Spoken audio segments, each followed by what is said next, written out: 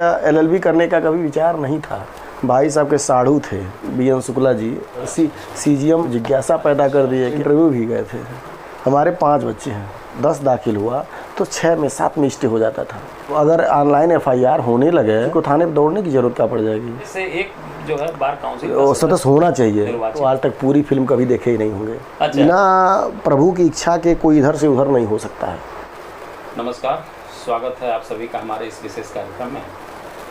दर्शकों, समस्याएं बहुत सारी होती हैं व्यक्ति के जीवन में, और समस्याओं को अगर व्यक्त करना हो तो उनको व्यक्त करना बड़ा आसान होता है, लेकिन जो आपकी उपलब्धि है, जो आपकी श्रेष्ठता है, उसको व्यक्त करना बड़ा कठिन होता है। तो आज हम उपलब्धियों की चर्चा करेंगे। हमारे साथ सतीश द्विवेदी जी हैं, जो अधिवक्ता हैं, युवा अधिवक्ता हैं, गोरखपुर दीवानी कचहरी में। द्विवेदी जी, आपका हमारे कार्यक्रम में स्वागत है। सबसे पहले मैं बस आपसे ये जानना चाहूँगा कि जैसे मैंने आपका नाम बताया, मैंने सही नाम बताया ही होगा। जी। आपके पिताजी का क्या नाम है, आपके माताजी का क्या पिताजी नाम है? का नाम हमारे इस समय तो नहीं है। अच्छा। स्वर्गीय श्री रामदेव द्विवेदी। अच्छा। और माताजी का नाम वो भी नहीं है, और श्रीमती श्रावती देवी। अच्छा, तो गांव आपका कहाँ है जहाँ आपका जन्म हुआ? गांव मेरा भखरा है, ग्राम भखरा, गोरखपुर जिले जी गोरखपुर जिले में खजनी थाना के अंतर्गत पड़ता है। अच्छा। भखरा शहर से बहुत नज़दीक है। अच्छा। मेरा गांव। तो भखरा गांव के रहने वाले हैं जी। और आपके माता पिता इस समय दोनों लोग हैं। तो आपकी जो प्रारंभिक शिक्षा, जो प्राथमिक शिक्षा जो हुई थी, वो कहाँ से हुई थी? प्राथमिक शिक्षा तो गांव से ही शुरू हुई। अच्छा। गांव से ही।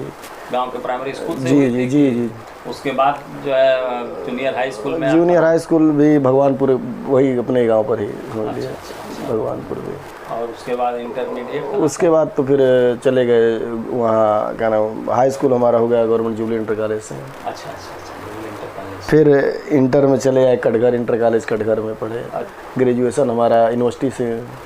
अच्छा। और पीजी राजनीति शास्त्र से हमने यूनिवर्सिटी से किया था। उसके बाद ला किए। कब किए, किस सन में? ला 97 में हुआ। अच्छा। ला करने के बाद फिर मैं जाग्राफी से एमए किया। अच्छा। ग्रेजुएशन के बाद 94 में पीसीएस प्री भी निकाले थे। अच्छा। और मेन भी निकला था एक बार। अच्छा। इंटरव्यू तक पहुँचे थे। एमपी में भी गए थे। लेकिन जाग्राफी बहुत था। फिर बीच में कुछ ऐसी आ गई कि कुछ डिस्टर्ब हो गया। डिस्टर्ब क्या हो गया, एलएलबी करने का कभी विचार नहीं था। अच्छा। एलएलबी करने का कभी नहीं, मन में था ही नहीं। लेकिन वो संजोग ये हुआ कि एक हमारे भाई साहब के साढ़ू थे। अच्छा। बीएन शुक्ला जी। अच्छा। वो उस समय मुंसब थे और सीजीएम बस देवरिया थे। वही घर पे आए थे तो वही जिज्ञासा पैदा कर दिए कि अरे आप एलएलबी कर लीजिए। उनकी वजह से डाइवर्ट होके प्रेरणा मिल गई, एलएलबी कर लिया। फिर 97 में हम लोग को एपीओ मिला था। अच्छा। तो हम इंटरव्यू भी गए थे। अच्छा, एपीओ का इंटरव्यू। लेकिन अब सब लिखा भाग जहाँ होता है वहाँ पहुँचाता है, तो कुछ होने से क्या। आप अधिवक्ता के रूप तो में इसलिए तो कंटिन्यूअस प्रैक्टिस आपने कब शुरू किया? 98 से। 98 से। जी। तो आपके सीनियर कौन थे? श्री हृदय नारायण मठ त्रिपाठी। अच्छा, हृदय नारायण मठ त्रिपाठी। तो आप फौजदारी से? नहीं, वो सिविल करते थे और हम लोग भी 4-5 साल सिविल ही किए, 5-6 साल किए और लगातार। लेकिन अपने पास कुछ काम फौजदारी का भी आने लगा। बिल्कुल। तो 1-2 बार दूसरे से, मतलब गुरुजी किसी दूसरे से करवाए। फिर बाद में धीरे धीरे अपने ही करने लगे किसी से। तो अब दोनों करते हैं। अच्छा, सिविल और दोनों अभी भी दोनों करते हैं। दोनों करते हैं। जी। वो सिविल के थे तो करते थे। फौजदारी आप अपने से तो धीरे धीरे, हाँ, तो धीरे धीरे दोनों चलता रहता है। बहुत अच्छा है जो है। तो जैसे पिताजी की आपकी इच्छा वकील बनाने की नहीं, घर में कभी विचार ही नहीं आया था। पिताजी की इच्छा अपने था, लेकिन कभी इस तरफ हमारा रुझान था ही नहीं। अच्छा। तो आपके पिताजी क्या करते थे? पिताजी प्राइमरी स्कूल में टीचर थे। अच्छा। माताजी गृहिणी? माताजी गृहिणी थी। अच्छा। आपके पिताजी, भाई कितने भाई थे? पिताजी 3 भाई थे। अच्छा। और हम लोग 7 भाई हैं। अच्छा, आप लोग 7 भाई हैं और बहन? एक। अच्छा, एक बहन और 7 भाई। 7 भाई। आप किस नंबर पर? 6ठे नंबर पर हमारा था। अच्छा, आप 6ठे नंबर पर। अच्छा, बहुत अच्छी बात है। चलिए, कम से कम जो है अच्छा ये बताइए कि जब आप 98 में वकालत शुरू कर दिए जी, तो फिर शादी आपकी कब हुई? शादी पहले हो चुकी थी। शादी तो बहुत 95 में ही हो चुकी थी जब शादी भी कर रहे थे। जी जी जी, फर्स्ट ईयर ख़त्म हुआ था, तुरंत शादी हो गई थी। अच्छा, ये बताइए, आप 1998 से वकालत कर रहे हैं जी, तो कितना आपको संतुष्टि मिलती है अपने काम से? आनंद आता है कचहरी में? हाँ, आनंद है, जो भी आता है काम किया जाता है। आनंद अब वो कचहरी कैंपस में है, कोई प्रॉब्लम नहीं है। कोई प्रॉब्लम नहीं है। मिला के प्रसन्न। हाँ, प्रसन्नता से रहना ही चाहिए। हमेशा जो मिले उसी से संतुष्ट रहना चाहिए। बस जो मिले उसने संतुष्ट रहिए। ज़्यादा किसी का ये चक्कर में नहीं है कि कौन कितना कमा, अपना देखिए, ये हम उम्मीद रखते हैं बस। तो आपके कितने बच्चे हैं? हमारे 5 बच्चे हैं। अच्छा, बच्चियाँ कितनी हैं? 3 बच्चियाँ और 2 बच्चे हैं। अच्छा, तो सारे बच्चे पढ़ाई कर रहे हैं? अब बड़ी बेटी हमारी मास्टर ऑफ लैब टेक्नीशियन की थी। अच्छा, तो उसकी शादी मैंने 7 मार्च 2017 को कर दिया था। 2017 में शादी हो गई? जी। अच्छा। और उसके बाद बेटा है, तो पॉलिटेक्निक किया, फिर ग्रेजुएशन भी किया है। इस समय प्राइवेट बैंक में काम कर रहा है। अच्छा, मतलब सर्विस में? हाँ, कुछ प्राइवेट में कर रहा, अभी साल भर से कर रहा है। ठीक है, जी जी जी। बाकी लड़कियां पढ़ाई कर रही हैं? बाकी लड़कियां पढ़ाई कर रही हैं। एक बीएससी कर रही है दिल्ली यूनिवर्सिटी से, और दूसरी वाली इंटर में है, तीसरी वाली इंटर में है, और छोटा बेटा तो भी छोटा। तो आपकी पत्नी गृहिणी है? नहीं, गृहिणी है। अच्छा, पूर्ण रूप से। जी, मतलब एक संतुलित परिवार है आपका, और आप अपना जो है। जी जी। तो वकालत में जैसे होता क्या है ना कि जैसे कुछ लोग आते हैं तो क्रिमिनल साइड से आएंगे, कुछ लोग आते हैं सिविल साइड से आएंगे, लेकिन आपने बताया कि आप क्रिमिनल और सिविल दोनों कर लेते हैं जी। तो कितनी आसानी से आप दोनों प्रैक्टिस कर लेते हैं? कहीं कोई व्यवधान, किसी तरह की कोई दिक्कत, इस तरह का कोई समस्या नहीं आने पाती है? समस्या तो कभी कभी रहता ही है, लेकिन अब उसके लिए कुछ एक्स्ट्रा करना पड़ता है। वरिष्ठों से सहयोग ले लेता कुछ हूँ। हाँ, कुछ लेना भी पड़ता है कभी कभी। अगर बहुत कोई मामला इस तरह से आ गया तो किसी न किसी से, बाकी तो लगभग कोई वो नहीं रहता है। जो हाँ, सामान्य प्रक्रिया में कोई दिक्कत नहीं है, कोई दिक्कत नहीं है। नहीं, ठीक है, कोई भी चीज़ अब ये नहीं है कि कोई बहुत ये आ गया तो नहीं, तुरंत ठीक है चल जाता है। बाकी ट्रायल वायल जब होता है तब थोड़ा सा राय पास लेना पड़ता है, बाकी के लिए कोई दिक्कत नहीं है। बिल्कुल। तो दीवानी के जो मामले दाखिल होते हैं उसमें कोई दिक्कत नहीं, उसमें कोई प्रॉब्लम जो है दीवानी के कई अधिवक्ताओं से तो मैं आजकल इधर मैंने बात किया है। तो जब बाद पत्र तैयार होता है तो बाद पत्र की तैयारी में कितनी सावधानी बरतनी चाहिए कि मामला आपका बिल्कुल एकदम एडमिट हो जाए और आगे जो ट्रायल होता है उसमें कोई प्रॉब्लम ना आए? क्या बताएंगे आप? यही बाद पत्र जब तैयार करना तो पहले तो जो क्लाइंट आता है, अगर इंजेक्शन का दावा करना है या दावा करना है तो नक्शा नज़री शुरू ही वहाँ से, यहीं से होती, नक्शा नज़री से। और कभी कभी जो आता है वो इलिटरेट रहता है, उसको अनपढ़ रहता है, तो उसको नक्शा नज़री का ज्ञान नहीं रहता ज़्यादा, और वो अगर उसके बताने पर चल गए तो दावा गलत ही दाखिल हो जाता है। यानी वो बता नहीं पाता है, सही नहीं बता पाता है। बिल्कुल। तो फिर उस समय क्या करते हैं? उसको तो ज़्यादातर कोशिश करना चाहिए कि मौके का देख करके ही दावा बनाया जाए। अच्छा, स्पॉट देख कर लेते हैं? जरूर कोशिश करते हैं। मतलब जो वादी जी या पीड़ित अपनी बात को बेहतर तरीके से नहीं बता पा रहा है, उसके लिए तो उसका मौका मुआयना खुद जरूर कर ले तो दावा में कहीं गलती नहीं होगा, दावे में गलती नहीं होगी। अच्छी बात आपने बताया, क्योंकि वो बड़ा वो सही नहीं बता पाता। उसके बाद जो नक्शा नजरी आप जी नहीं तो इंजेक्शन के दावे में वहीं से शुरू ही होता है बिल्कुल बिल्कुल। पहला पैरा ही यही है सर, जो बात पत्र के अंत में नक्शा दर्जी दिया गया है उससे ये है, और अगर नक्शा ही गलत है तो फिर बिल्कुल तो उस नक्शे से ये स्पष्ट हो जाता है कि किस विवाद किसका है, विवाद किसका है और किसके हक में जी जी जी जी जी जी कौन अतिक्रमण कर रहा है, जी कौन पीड़ित है, जी जी जी इसका जो है मतलब जी फौजदारी दीवानी का अगर अधिवक्ता जी अगर वास्तव में स्वयं उस विवादित स्थल को देखे जी जी जी तो उसके दावे गलत नहीं होंगे, और जो अनुतोष हैं वो भी हमें लगता है बराबर मिलेंगे। अब अनुतोष तो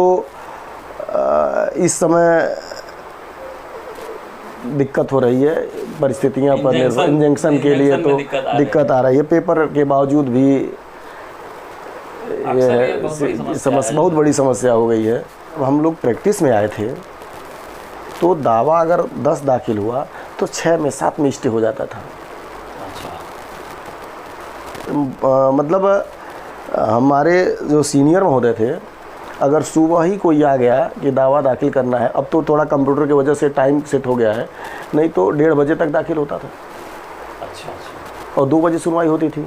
तो तब क्या नाम है, आया कोई और तुरंत वो दावा बोले, इधर हम लोग लिख रहे हैं, उधर स्टोनों के पास चला गया और टाइप करने लगा, और 2 बजे तक दावा दाखिल हो गया और पता चला कि 2:30 बजे स्टे मिल गया।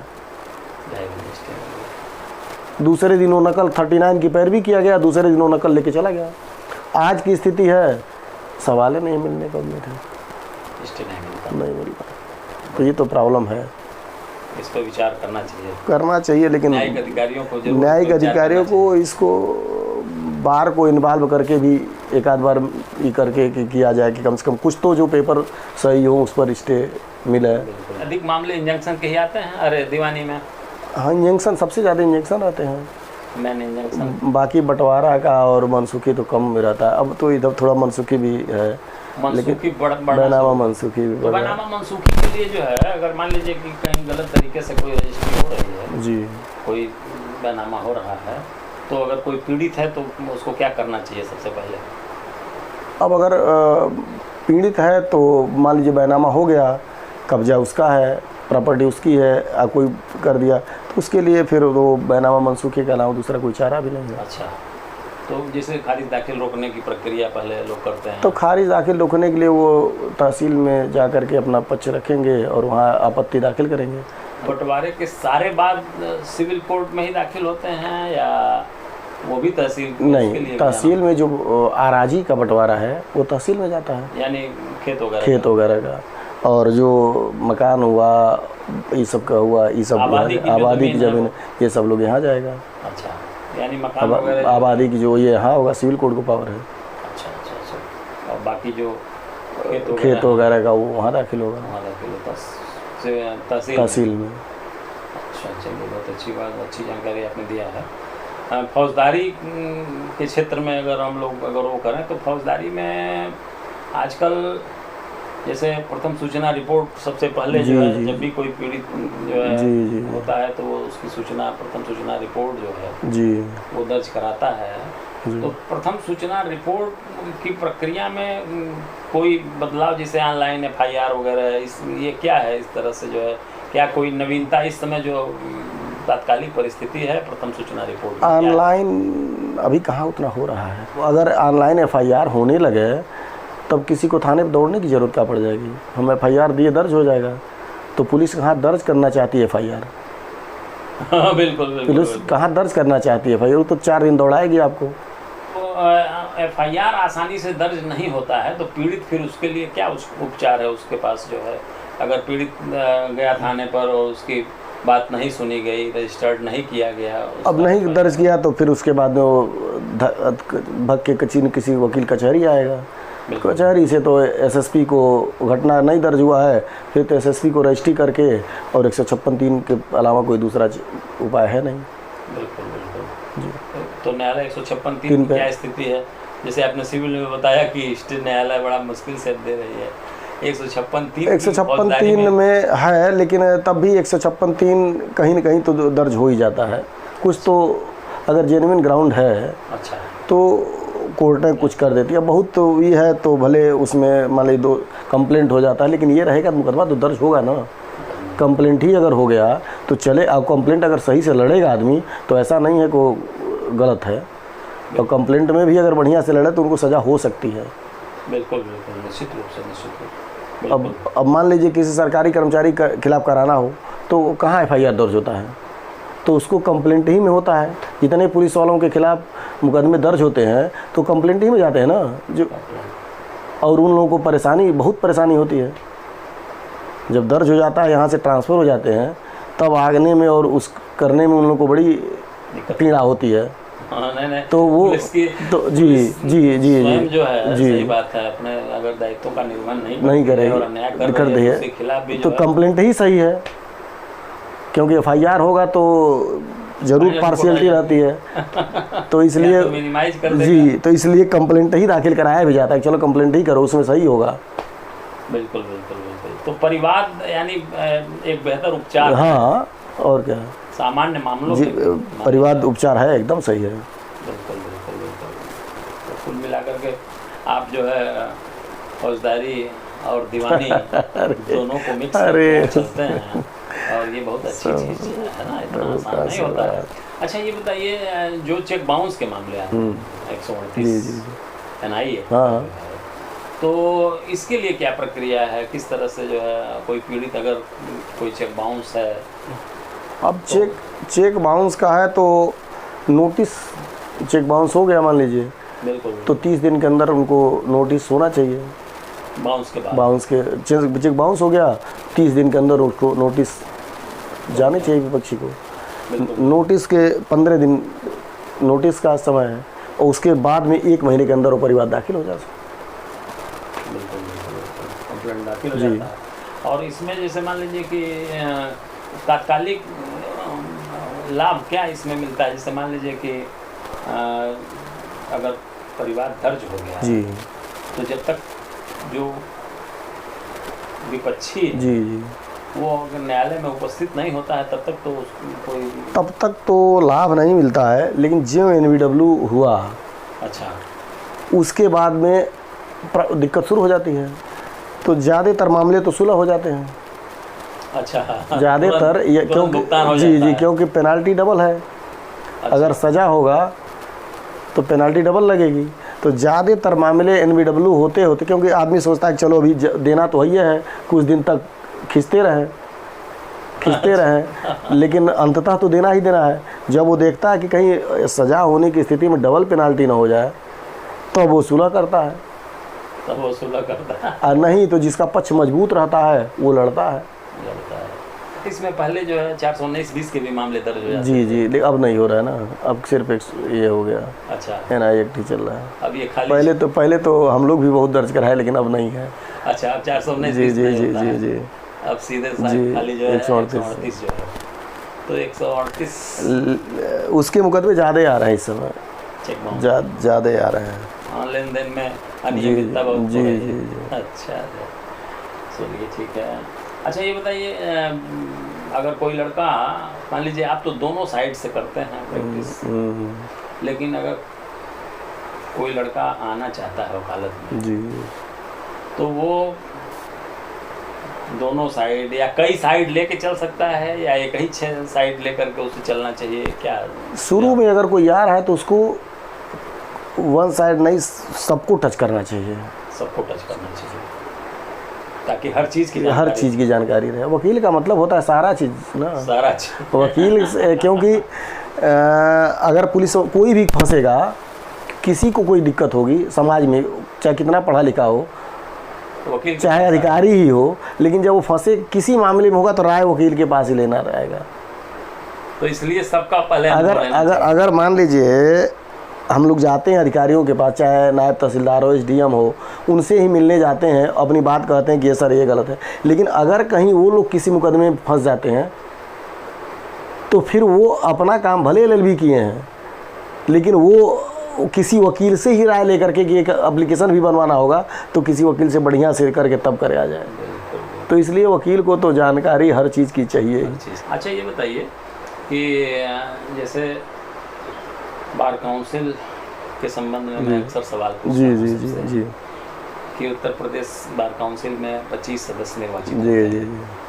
तो जब एक्ट बना था तो उस समय 25-30 जिले रहे जी जी जी जी हाँ अधिवक्ताओं की संख्या बहुत जी कम रही जी होगी। जी तो 25 सदस्य थे, लेकिन वही प्रक्रिया आज भी चली आ रही है। आज 4 लाख के आसपास एडवोकेट हो गए हैं और जिले 75 हो गए हैं।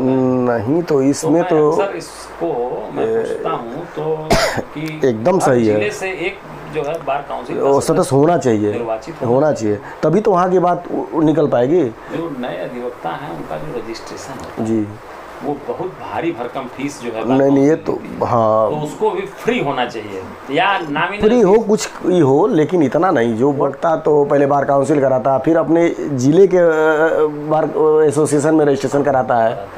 बिल्कुल बिल्कुल।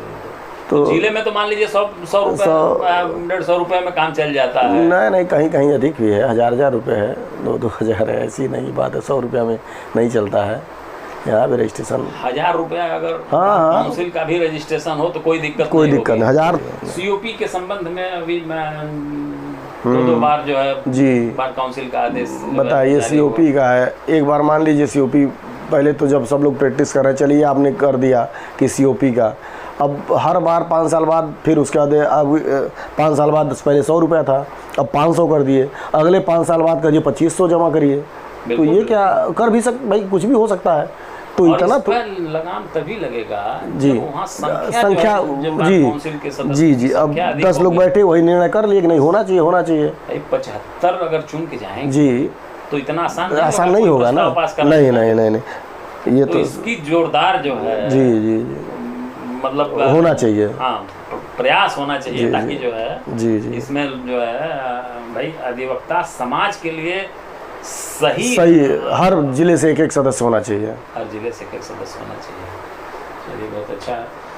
अच्छा ये बताइए कि आपका जो शौक रहा है बचपन में साहित्यिक गतिविधियों में, कभी हम तो आज तक पूरी फिल्म कभी देखे ही नहीं होंगे। अच्छा कोई फिल्म पूरी नहीं देखे होंगे। अगर कभी हाल में भी गए तो हमको नींद आ जाती है, बड़ा आराम मिलता, सो जाते हैं। अच्छा तो आज तक नहीं हाल में के मालिक के साथ में मित्रों के गए तो पूरी तो देख ही नहीं पाते हैं। अच्छा सो जाते हैं, सुकून मिलता है 3 घंटा, चलिए इसी में सो गए। अच्छा और कोई बचपन की कोई कविता वगैरह, कोई कहानी वगैरह जो है कोई ऐसी? अब बचपन में तो हम लोग कोई गीत जो गुनगुनाने की आदत? गीत से नहीं, बचपन में रणवीर चौकड़ी भर भर कर हम लोग जाते थे, विद्यालय पर जाते थे। तो बचपन की वो तो भूल गए, दौड़ते हुए विद्यालय जाते थे। रास्ते में तो रणवीर चौकड़ी भर भर कर चेतक बन गया, निराला था, राणा प्रताप के घोड़े से पड़ गया, हवा तक पाला था, ये सब। अच्छा आगे वाली लाइन पूरी नहीं याद है, लेकिन पहले याद था। बहुत बुरा हो गया एक तो कहाँ से। लेकिन बहुत अच्छी बात है। अच्छा ये बताइए कि जैसे जो युवा पीढ़ी है, जो आने वाली पीढ़ी है, वो तात्कालिक जो है तुरंत लाभ के चक्कर में पड़ जाती है। ये तो इस प्रोफेशन में कितना धैर्य रखना चाहिए? क्योंकि लोग ये समझते हैं ना कि बहुत आसानी से पैसा मिलता है। ये धैर्य वाला प्रोफेशन है ही है। पहले कहाँ सभी लोग इस लाइन में आते थे? जो बड़े अच्छे रिनाउंड परिवार थे उन लोगों के परिवार से लोग वकालत में आते थे। धैर्य तो रखना ही पड़ेगा, मतलब इन परिस्थितियों से सबको गुजरना है, तो धैर्य तो रखना ही रखना है। और पैसा जो है ना, रुपया पैसा जो है बहुत मेहनत से मिलता है। अब कोई तुरंत कचहरी में आवे और सोचे कि हमको 2000 1000 मिल ही जाएगा, तो ये तो ईश्वर भक्ति में क्या, ईश्वर में आस्था आपकी कितनी है? ईश्वर में आस्था तो परमेश्वर का 100% उन्हीं के अनुसार है। बिना प्रभु की इच्छा के कोई इधर से उधर नहीं हो सकता है। बिल्कुल ईश्वर में तो ईश्वर में आस्था तो रहता ही और है। मेरा तो 100% ईश्वर में आस्था है और उसको नकारा थोड़ी ना जा सकता है। देखिए जो समाज का प्रबुद्ध वर्ग है, प्रबुद्ध वर्ग के लिए तो स्पेशली जैसे गीता में जब चारों वर्णों की को परिभाषित किया भगवान कृष्ण ने, तो उसमें आया ना कि जैसे ब्राह्मण समाज का सर्वश्रेष्ठ माना जाता था। जी जी। वो ज्ञान ग्रहण करता था, अध्ययन करता था और ज्ञान बांटता था सबको। तो उसकी जो परिभाषा बताई भगवान ने, तो उसमें आया कि समो दमस्तपः शौचम क्षांतिरार्जमेव च ज्ञानम विज्ञानम मास्तिक्यम ब्रह्म कर्म स्वभावजम। तो जो नए लड़के इस समय वकालत में आ रहे हैं, उनको क्या कहेंगे कि किस तरह से कितने पेशेंस के साथ वो आवें और काम करें, और विधि क्षेत्र में उनके लिए सुनहरा अवसर है कि नहीं है, क्या कहेंगे? सुनहरा अवसर तो है ही है, एक सम्मानित पेशा है, इसमें कोई नकारा नहीं जा सकता है। लेकिन वो सम्मानित रखते हुए अगर काम करे तो बढ़िया ही है। बाकी अब आज देख ही रहे क्या स्थिति है। आपका रोल एसोसिएशन के चुनाव में भी बहुत ज़बरदस्त रहता है, तो किस तरह से चुनाव के निर्वाचन में आपकी भूमिका बड़ी महत्वपूर्ण है? क्या क्या काम होता है उसमें, आप क्या करते हैं? अब जब हम जिस साल प्रैक्टिस में आए, उसी साल ही वो उस समय अपने एसोसिएशन का चुनाव कराते थे राम समूह शाही जी और नागेंद्र नाथ पांडे जी। अच्छा। यही दो लोग कराते थे एसोसिएशन का चुनाव, मतलब मुख्य ये लोग रहते थे, बाकी कमेटी एक रहती थी वो कराती थी। तो उसी साल शाही जी हमको उसमें ले आए। अच्छा, उसी साल कमेटी में ही कि वो कहे कि बाबू आप चलिए ज़रा सा थोड़ा सहयोग करिए इसमें। तो नाम हम पूछे, उसके बाद कहे कि नहीं चलिए आप थोड़ा सा, तो ले गए। तो उसी साल से हम इसमें थोड़ा सा ये, फिर एक आध बार चुनाव भी लड़े, लेकिन फिर बीच में हमेशा हर साल हम उसमें सहयोग करते थे। लेकिन इधर खरे साहब थे तो खरे साहब के साथ भी ये था। खरे साहब भी बहुत वो करते थे और उस बहुत ज़्यादा उन्होंने सिखाया है चुनाव कराने की प्रथा। तो स्थिति क्या है, अब आप अकेले चुनाव करा लेते हैं अपनी देख-रेख में? नहीं, अरे नहीं, कमेटी है, बस कमेटी है। कमेटी तो वो है, लेकिन ये है कि बाकी तो वो लोग। अनुभव आपको हो गया? नहीं, हाँ अनुभव तो हो गया। अब तो मतलब एक कमेटी रहती, लेकिन बाकी चुनाव कराने के लिए तो कोई दिक्कत नहीं होती हमको, किस तरह से किस सिस्टम से होना है। अब आप पूरा मार्गदर्शन कर लेते हैं? हाँ, उसमें एक कोई वो नहीं रहता है कि क्या दिक्कत आएगी, कहाँ से जो दिक्कत आएगी, जिस तरह सारा चीज़ पता है कि कैसे आ सकती है, इसके लिए पहले ही से हम सचेत रहते हैं। अच्छा। कराने के लिए। और ऊपर के वाले के आशीर्वाद से इतना बड़ा चुनाव कचहरी का है कि जरा सा गलती हो तो तुरंत जान ही रहे हैं, कुछ बचने वाला नहीं, 1% इज्जत बचने। लेकिन ये कि इधर 2-3 चुनाव से तो सारा दारोमदार लेते हुए और कहीं कोई, मतलब आप स्वयं टीम का नेतृत्व करते हैं? अब क्या कहा जाए, लेकिन ये है कि ऊपर वाले। देखिए, चुनाव का प्रबंधन करना, अरे बहुत समस्या, बहुत बड़ी बहुत समस्या आती है। आपके अंदर ये क्षमता लगातार बनी रहे और आपके नेतृत्व में स्वस्थ और निष्पक्ष तरीके से चुनाव का संचालन कचहरी में कोशिश करते हैं कि हर तरह से कहीं से ये ना होने पावे। तो बहुत मतलब चुनाव के समय 3-4 दिन पहले से, और समझ लीजिए रात घर पे भी मेहनत करना पड़ता है, कैसे कहाँ से किस बूथ पर किसके करवाएंगे, किस बूथ पर कहाँ से किसको लगाएंगे, कहाँ किसको करेंगे, सब बड़ा वो होता है। चुनाव वगैरह कराना जो है ये बहुत टेढ़ा काम है, बहुत टेढ़ा, एक संग्राम है समझिए। तो इसके लिए निरंतर आपके अंदर वो ऊर्जा पता नहीं कहाँ से आ जाती है, वो तो हम खुद नहीं समझ पाते किस तरह से हो जाता है। नहीं, यही है, इसीलिए जो आपसे मैंने कहा कि इस तरह से जो है ना, वो ऊपर ईश्वर का ही वो है, आ गया ना कि परम विचित्र यंत्र है जगह, उसी शक्ति से चलता है। 3-4 दिन ऐसा उत्साह हो जाता है ना कि कहीं कोई दिक्कत ही नहीं आती है। अच्छा, कुछ अपने नाराज भी हो जाते हैं, किसी बात को रोकना पड़ता है, कुछ रोकना पड़ता है, अरे भाई आप थोड़ा सा ये रखिए। बहुत अच्छा, इसलिए देखिए कहा गया है कविताएं बड़ी ताकत देती हैं ना। जैसे उसमें आया है, एक कविता है कि हिमाद्रि तुंग संग से प्रबुद्ध शुद्ध भारती, स्वयं प्रभा समुज्ज्वला स्वतंत्रता पुकारती, अमर्द वीर पुत्र हो दृढ़ प्रतिज्ञ सोच लो, प्रशस्त पूर्ण पंथ है, बढ़े चलो, असंख्य कीर्ति रश्मियां प्रचंड दिव्य दासी, सपूत मातृभूमि के रूपो न सूर साहसी, राति सैन्य सिंधु में सुवाड वाग्नि से जलो, प्रवीर हो जई बनो बढ़े चलो। तो लगातार आप भी बढ़े चलिए जीवन में, और अपना जो आपका जो कार्य क्षेत्र है उसमें निरंतर आपके अंदर प्रवृत्ता है। आपके अंदर एक श्रेष्ठता निरंतर जो है वो सृजित होती है। ये सब लोगों के ये जो है आशीर्वाद बहुत अच्छा से होता है। चलिए, बड़ा अच्छा लगा और आप यहाँ आए, आपने समय दिया अरे और आपने बात किया, इसके लिए आपको बहुत बहुत चपड़ा। धन्यवाद।